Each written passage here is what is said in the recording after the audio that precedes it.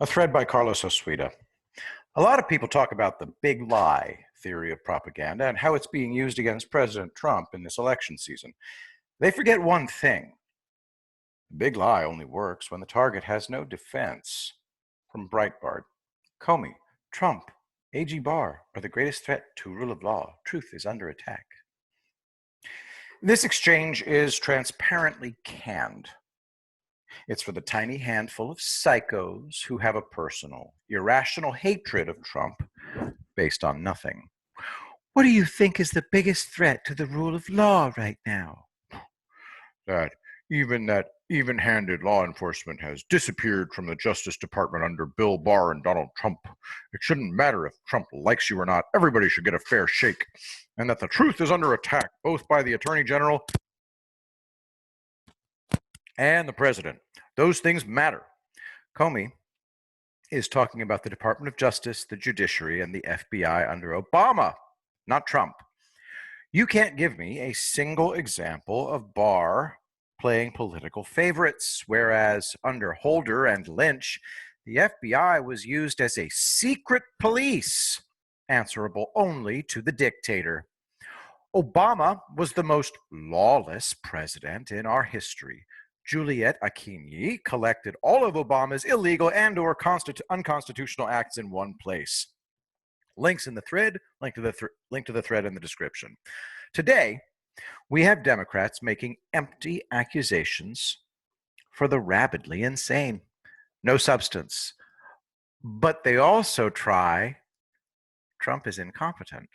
Again, accusations made by and for people not grounded in reality. He rebuilt the economy twice. Both times he was having to negate democratic policies. The reason people don't understand Trump is that they're vacuous and crippled by personal issues. They don't know how anything works.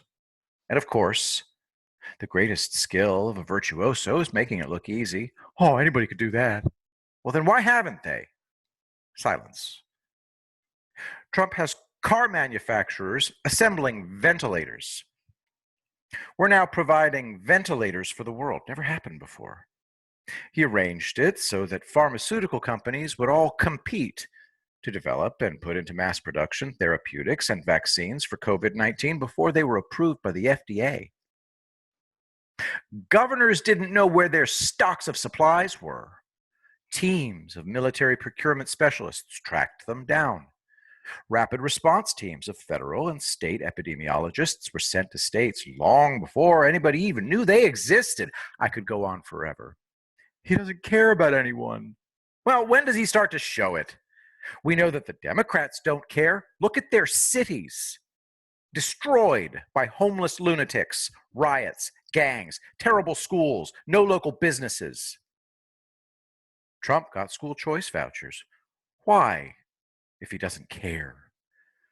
The big lie works only when the target has no defense, no accomplishments, no ability to communicate with the country, and the big lie was not intended to be repeated ad nauseum every single day, all day, for 4 straight years.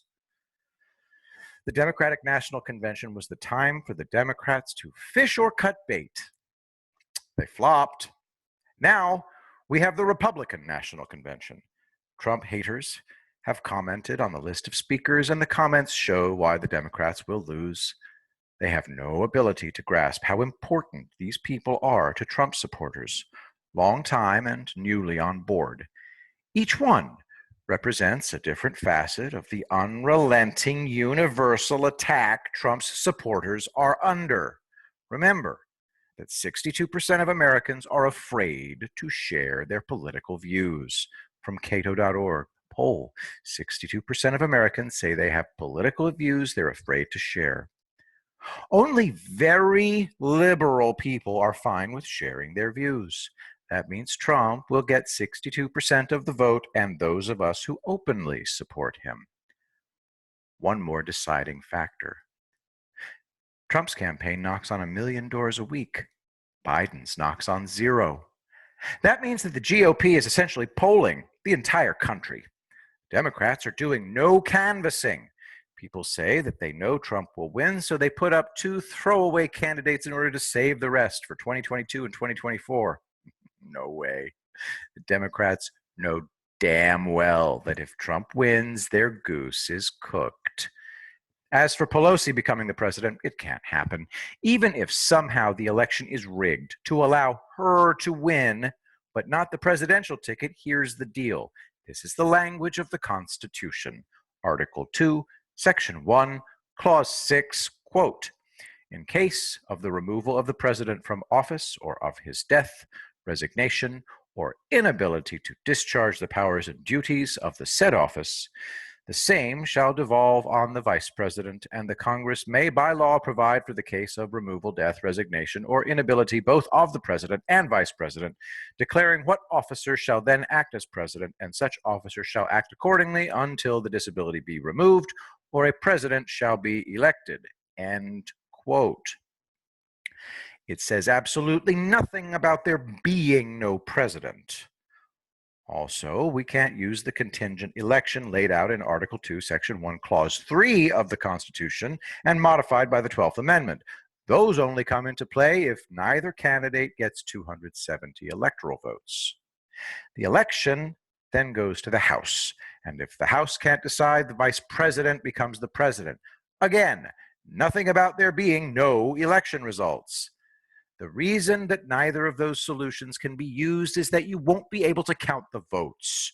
You won't know how many votes either candidate got.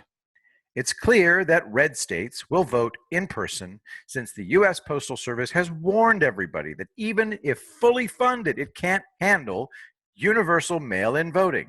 From CNN, Postal Service warns nearly every state it may not be able to deliver ballots in time for universal mail-in voting. Quote, the U.S. Postal Service warned almost all 50 states and Washington, D.C. that voters could be at risk of not getting their ballots back to election offices in time to be counted because election rules are not compatible with the time needed to deliver and return absentee ballots through the mail, according to letters released on Friday night, end quote. Those rules are set by the Constitution. No way could you get amendments to the Constitution by Election Day. That means that the only votes pouring in will be red state votes, and the Democrats won't allow those to be used to decide the elections. There's only one answer that satisfies all constitutional and legal requirements. A cabinet secretary becomes president. That would be Mike Pompeo, the first in line. The cabinet is the only body that doesn't change if the elections produce no results. Therefore, we will see a solution before the election. The Democrats know that this is a fight they can't win. Trump made sure that all his supporters vote in person regardless. So the Democrats can't win legitimately by stealing or by succession. Watch for Trump to make some kind of announcement to this effect. However you slice it, Democrats have lost. Take it to the bank.